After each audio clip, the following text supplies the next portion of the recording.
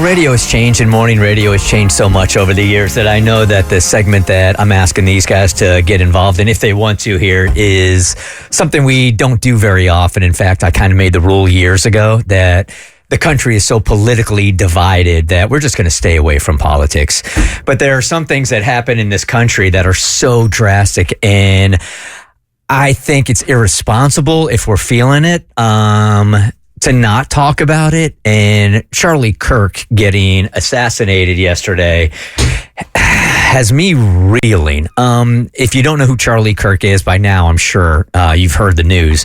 I would say he was an ultra-conservative activist.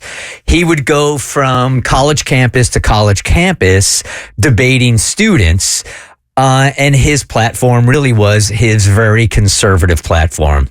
And yesterday when he was in Utah at one of these debates where there were 2,000 people there, mostly students, he was shot and he was killed yesterday. I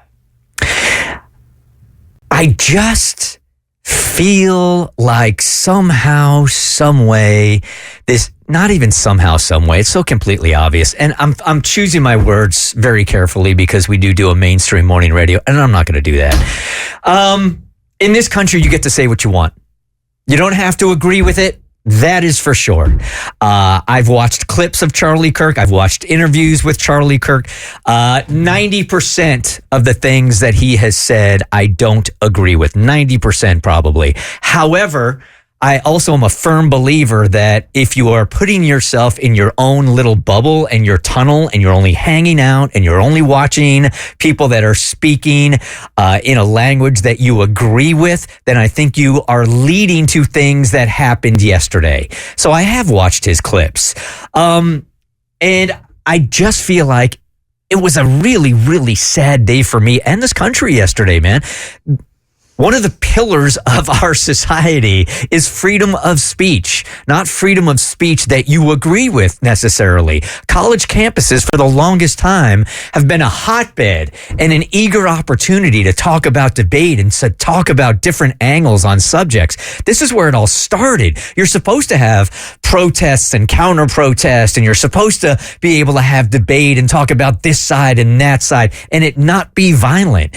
And for this to be happening more and more and more in our country now, I mean, today we're talking about Charlie Kirk, but this has been upticking for the last couple of years in our country when it comes to politics and politicians, that I just feel like in this country, even though you don't agree with somebody, they have the right to be heard safely. Yeah, political violence is never the answer, regardless of what you believe in. I mean, whether it's Charlie Kirk or Melissa Hortman from the Minnesota House who got murdered inside her own home. I mean, and the sad news is, extra sad, Charlie Kirk's news was so big, it's eclipsing the fact that there was another school shooting yesterday. I didn't even know that, honestly, until you just mentioned it. In Colorado, Really? Gun violence, you can not like someone and you can still condemn the act of violence, because I struggled with this yesterday because I don't like what Charlie Kirk stands for at all. And I thought he was dangerous, but I also thought he didn't deserve to die because he is just alive. I don't condone that. And I really struggled with it with talking with my husband. And I'm like, I don't like that. I feel that somebody who I think his beliefs are hurtful has passed, and I'm not happy about it, but I'm also not crying over it. And I really thought I was a bad person for a long time because I was like, something is wrong with me. And then I did some more research and reading, and like you, Bart, I went and watched some clips of his, and I listened to what his supporters were saying, and I realized, okay, yeah, at the end of the day, I can sit here and say what happened to Charlie Kirk is wrong. It is disgusting. I condemn that act of violence, and you can be okay with condemning the act of gun violence and at the same time not feel really sad about it. I think this is the thing here in our country too now is that, and this has developed over the course of the last 10 years, is that you can't respectfully disagree with anybody anymore. You are immediately hated by somebody that doesn't have the same view as you. And I don't know how this thing is going to turn around again. What it's reminiscent of is when the healthcare CEO was murdered, and there's this apathy and lack of empathy that's jarring, because a human life is lost at the end of the day. I'm not going to speak on Charlie Kirk because I've never watched a thing he said, so I really don't know anything about him as far as what I like all the headlines yesterday. I was honestly oblivious to this dude until yesterday when he was assassinated. My son Hollis, called me immediately. With the younger generation, like if you're younger than 30, then you absolutely know who he was. Yeah, I knew about his like campus visits, etc. But I do believe that from the conversations I have, that there is certain rhetoric that it can be very dangerous and hurtful. But that doesn't mean somebody gets to take.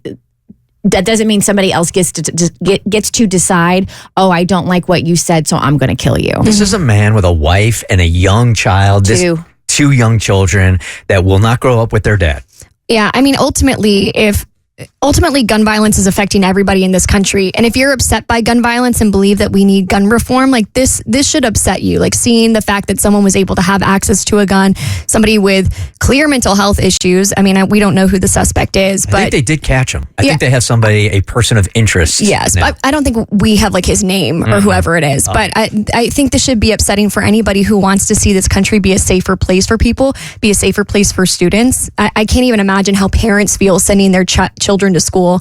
And I grew up in the age where I'm not too far removed from the people who were affected by the Parkland shooting, which was a huge thing in Florida, which is where I'm from. And so I honestly, like, I'm scared. Like, I think the direction this country is going in is frightening. I've never really been afraid for my personal safety until recently. And I think if you realize that there is a gun problem in this country, no matter what your stance is on what we should do about them, I think this should frighten you. And I want to piggyback on what Cassie had mentioned earlier, because I had this pulled up and I felt it was important to mention. So yes, there was a school shooting in Colorado yesterday at a high school, Evergreen High School.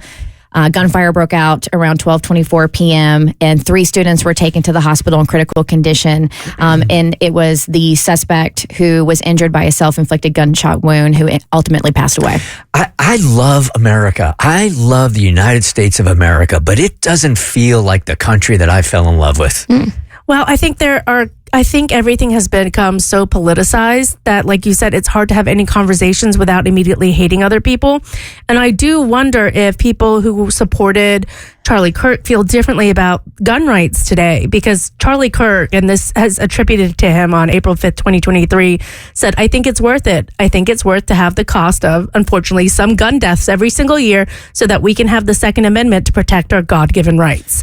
Now, he is accurate. He said this, but at the same time, I think it's easy to make statements, and this is for both sides, when you don't see how it affects people personally, right? So now that someone who is beloved in that community has suffered at the violence of a gun and has died from it, I wonder if maybe it's a reality check, and maybe we'll start to see more people say, yeah, you know what, maybe we do need some kind of restrictions around guns, because this is affecting everyone, even the people standing up for the Second Amendment, and we're not at a healthy place with guns. I think that if this conversation today, when people are having it in the office, turns more to gun control than it does to freedom of speech and the freedom to be able to say what you want, then I think we're missing a majority of the point. You can have both conversations at the same time. Yeah. I think both are important. I think what's really scary is that Charlie, from what I read, had security. There were metal detectors at the event. I didn't hear that. I heard that there were none. Oh, okay. Yeah. So there are conflicting reports then. All right. Well, then we'll abandon that narrative because I don't want to put false information out there.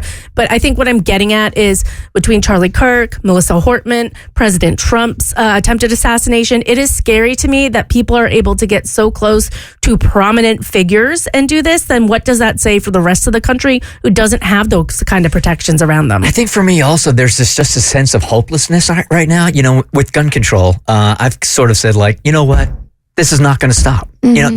I don't know how we make baby steps for gun control, but we've been saying it for the longest time, so I've kind of given up on that one. I would like to really believe that we can have freedom of speech in this country, and I'm not willing to give that up just yet, but I don't see how it is going to turn the other way unless all leaders on both sides, all leaders say that this is not what we want. And even the debates yesterday that were saying that we have got to stop the rhetoric were so heated that it was rhetoric in itself. Mm-hmm. You know? And when it comes to, the age old question, well, what can be done? Why is anybody? I think on top of the conversation of gun control, there needs to be a conversation about mental health in this country as well. Yes. So I think those two go hand in hand, because some people want to be like, it's not the guns, it's the people with the guns, and they're like, no, it's the gun. It can be both. Mm-hmm. Yeah, you're so right. Mentally stable people don't take a gun to a crowd to assassinate someone. Kristen, I think you nailed it. 100%. And it's both, because we just saw that murder happen on the Charlotte Light Rail. What is it called? That public transportation? God, that one's the same thing could be said for that. Like, it's clearly a mental health problem, but it's at some point, like, we have to do something. Like, even regardless of what it is, I don't understand why nothing is being done to make an improvement in this area. The Bert Show.